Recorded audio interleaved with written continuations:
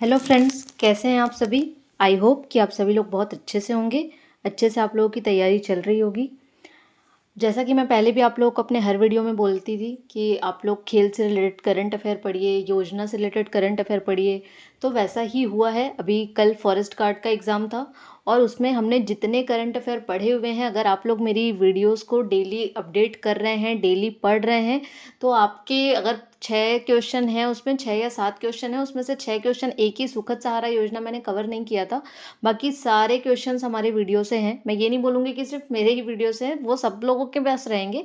लेकिन अगर आप किसी भी चीज़ को आप रेगुलरली फॉलो कर रहे हैं, उनकी बातें सुन रहे हैं, तो आपको उससे फ़ायदा ही होगा। उसमें एक क्वेश्चन आया था राज्यपाल की नियुक्ति, ठीक है, उसका क्रम पूछा है। राज्यपाल की नियुक्ति का क्रम, ये मैंने आपको 3 से 4 वीडियो में बताया कि राज्यपाल की नियुक्ति का हमारे यहाँ सीक्वेंस क्या है। तो ये एक क्वेश्चन पूछा है।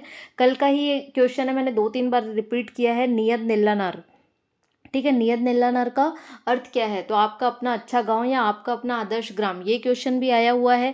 फिर पेरिस ओलंपिक से 2 क्वेश्चन आए हुए हैं। मैं इतने बार बोलती थी पेरिस ओलंपिक आप लोग पढ़िए। इस बार के हर एग्जाम्स में पेरिस ओलंपिक और पेरिस पैरा ओलंपिक दोनों से रिलेटेड क्वेश्चन आप मान के चलिए 150% रहेंगे ही रहेंगे। इसमें एक क्वेश्चन मनु भाकर से रिलेटेड आया है कि 10 मीटर में इन्होंने ब्रॉन्ज जीता है, और एक क्वेश्चन पूछा है कि इंडिया टीम ने पेरिस ओलंपिक में कुल कितने मेडल जीते हैं, तो 1 सिल्वर और 5 ब्रॉन्ज। ये सारे क्वेश्चंस हमने अपने करंट अफेयर के वीडियो में कवर किए हैं। अगर आप इसको फॉलो करेंगे तो कहीं ना कहीं 100% आपको इसका फ़ायदा मिलेगा। तो ये सारे वीडियोस आप लोग रेगुलर बेस पे अपडेट किया कीजिए, क्योंकि कभी कभी क्या होता है कि अगर कोई भी योजना को मैं बार बार 2-3 दिन से पढ़ा रही हूँ, तो हो सकता है मैं चौथे दिन उसको रिपीट ना करूँ उतने डिटेल वे में। तो इसलिए आप लोग हर दिन का वीडियो ध्यान से पढ़ा कीजिए, ध्यान से उसको कवर किया कीजिए, ठीक है।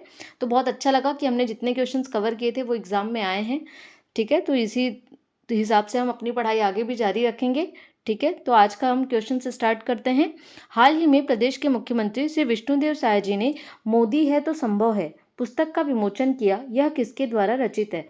ऐसे कोई भी पुस्तक जो हमारे प्रदेश के मुख्यमंत्री या उप मुख्यमंत्री या इनके द्वारा क्या किया गया है, उनका विमोचन किया गया है, उनका नाम आप बिल्कुल याद रखिए, क्योंकि वो एग्जाम के पॉइंट ऑफ व्यू से बहुत ही इंपॉर्टेंट होते हैं। तो इनका ये किसने लिखा है, रामेश्वर दास वैष्णव जी ने इस बुक को लिखा है, मोदी है तो संभव है। और इसका विमोचन हमारे प्रदेश के मुख्यमंत्री श्री विष्णुदेव साय जी ने किया है, ठीक है। प्रदेश के मुख्यमंत्री श्री विष्णुदेव साय ने रायपुर स्थित निवास कार्यालय में सुप्रसिद्ध साहित्यकार एवं गीतकार रामेश्वर दास वैष्णव के द्वारा रचित पुस्तक मोदी है तो संभव है का विमोचन किया है, ठीक है। इस किताब में प्रधानमंत्री नरेंद्र मोदी जी की उपलब्धियां को अलग अंदाज में मुक्तकों के द्वारा क्या किया गया है, प्रस्तुत किया गया है, ठीक है। तो इसको ध्यान रखना है। नेक्स्ट क्वेश्चन है, प्रधानमंत्री जनजातीय उन्नत ग्राम अभियान के तहत छत्तीसगढ़ के आदिवासी बाहुल्य कितने गांवों का विकास किया जाएगा। ये योजना मैंने कल ही कवर किया है अपने वीडियो में। तो प्रधानमंत्री जनजातीय उन्नत ग्राम अभियान योजना किनके लिए लाई गई है, हमारे जो आदिवासी बाहुल्य क्षेत्र में जो आदिवासी समुदाय के लोग रह रहे हैं, उनको मूलभूत सुविधाएं प्रदान की जाए, ठीक है। इसके लिए हमारे प्रदेश के 6,691 गाँवों को क्या किया गया है, इसमें शामिल किया गया है। इस नंबर को आप लोग रट लीजिए, 6691 ऐसा करके रट लीजिए, तो आपको जल्दी याद होगा, ठीक है।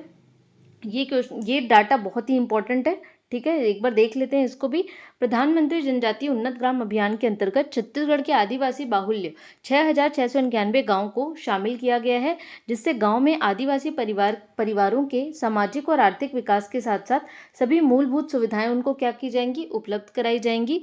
और ये टोटल जो हमारे राज्य के 32 जिलों के 138 विकास खंड में ये 6,691 गाँव हैं, ठीक है। तो इसको ध्यान रखना है। राज्य में वजन तिहार का आयोजन कब से कब तक किया गया, तो राज्य में वजन तिहार का आयोजन कब से किया गया, 12 सितंबर से 14 सितंबर 2024। बहुत ही इंपॉर्टेंट क्वेश्चन है। वजन तिहार वैसे भी एग्जाम में आ चुका है, ठीक है। तो वजन तिहार का आयोजन कब किया गया, 12 सितंबर से 24 सितंबर तक। और इसमें जो भी बच्चों के जितने भी आप हर आंगनबाड़ी केंद्र में हो रहा है वजन तिहार, और जो भी आप बच्चों के वेट और जितने भी मानक को आप रिकॉर्ड करोगे, उसको महिला एवं बाल विकास विभाग का ऐप होगा, ये ऐप आपको दिख रहा है महिला एवं बाल विकास विभाग का, उसमें क्या करना है, अपडेट करना है, ठीक है। राज्य में 0 से 6 वर्ष से कम आयु के बच्चों में पोषण स्तर के आकलन हेतु 12 से ये 24 लिखा गया 23 लिखा गया 24 सितंबर तक सभी आंगनबाड़ी केंद्रों में वजन त्योहार का आयोजन किया गया। वजन त्योहार के दौरान लिए गए बच्चों के वजन सहित अन्य विवरण को महिला एवं बाल विकास विभाग के मोबाइल ऐप पर दर्ज किया गया है। ठीक है, तो इसको ध्यान रखेंगे। हाल ही में चर्चित सिंदूरी नदी किस जिले में बहती है? ठीक है, अभी ये न्यूज़पेपर में था। तो ये सिंदूरी नदी कहाँ बह रही है? कांकेर जिला में बह रही है। यहाँ पे भी एक संगम देखा गया है, किसके किसके बीच है? यहाँ पे है दूध नदी जो महानदी में मिलती है, और उससे पहले यहाँ पे कौन मिल रही है? सिंदूरी नदी मिल रही है। तो याद रखना है, सिंदूरी नदी मिल रही है दूध नदी में, और दूध नदी मिल रही है महानदी में। ठीक है, तो ये ध्यान रखना है। और एक और नदी का यहाँ पे जिक्र है, हटकुल नदी। ठीक है, तो हटकुल नदी, दूध नदी, सिंदूरी नदी और महानदी। तो महानदी पता है, महानदी की सहायक नदी है दूध नदी। दूध नदी में सिंदूरी नदी भी मिल रही है, वहाँ पे एक संगम जैसा बन रहा है। ठीक है, और उसके पहले इसमें कौन सी नदी मिल रही है? तो वो है क्या नाम है? हटकुल नदी, सांगरपाल में। ठीक है, लेकिन आप इनको सिंदूरी नदी को याद रखिए। हाल ही में इंद्रावती टाइगर रिजर्व में कितने वन भैंसे होने की पुष्टि मिली है? तो कितने की मिली है? 13 वन भैंसे की पुष्टि मिली है। वैसे भी इंद्रावती टाइगर रिजर्व में टाइगर रिजर्व तो है ही, एकमात्र टाइगर रिजर्व है जो नेशनल पार्क में है। बाकी कहाँ पे है? सेंचुरीज में है। ठीक है, और यहाँ पे वन भैंसों को भी संरक्षण दिया जाए। तो इंद्रावती राष्ट्रीय उद्यान जो है वह हमारे प्रदेश का पहला राष्ट्रीय उद्यान है। इसकी स्थापना हुई थी 1978 में। ठीक है, और इसका जो एरिया है वो कितना है? 1258 यानी कि 1258 स्क्वायर किलोमीटर है। यहाँ पे एकमात्र गेम सेंचुरी है, वो है कुटरू गेम सेंचुरी है, राज्य का एकमात्र। ठीक है, यहाँ पे पहला टाइगर प्रोजेक्ट आया था। ठीक है, 1983 में। ठीक है, 1983 में पहला टाइगर प्रोजेक्ट आया था।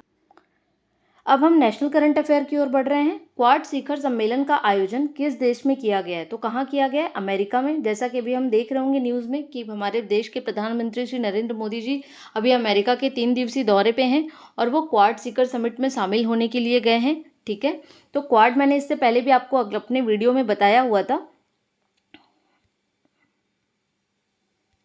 क्वाड मैंने इससे पहले भी आपको अपने वीडियो में बताया था कि क्वाड क्या है। उसका फुल फॉर्म क्या है? Quadrilateral security dialogue. ठीक है, ये 4 देशों का है। इसमें कौन कौन से हैं 4 देश? तो अमेरिका है, ऑस्ट्रेलिया है, इंडिया है और जापान है। ठीक है, ये 4 देशों ने मिलकर इसको बनाया है। इसकी पहली बैठक कब हुई थी? 2007 में इसकी पहली बैठक हुई थी। और इसका जो मुख्य उद्देश्य है वो क्या है? जो इंडो पैसिफिक क्षेत्र है ना, वहाँ पे स्वतंत्र, खुला, समृद्ध और समावेशी व्यापार करना। ठीक है, तो ये मेनली है। बेसिकली ये चीन के काउंटर में बनाया गया था क्वाड, अगर ऐसे बोला जाए तो। ठीक है, तो इसको ध्यान रखना है। मोस्ट इंपॉर्टेंट पॉइंट ये है कि क्वाड का जो अगला समिट होने वाला है 2025 का, वो कहाँ होगा? तो वो होगा भारत में। तो ये याद रखना है, 2025 का जो समिट होने वाला है वो कहाँ होगा? भारत में। वैसे 24 का भी हमारे यहाँ ही होने वाला था, लेकिन हमने नहीं किया और हमने अमेरिका को बोला। तो इस बार 2024 का समिट अमेरिका में हुआ है, और 2025 का कहाँ पे होगा? भारत में होगा।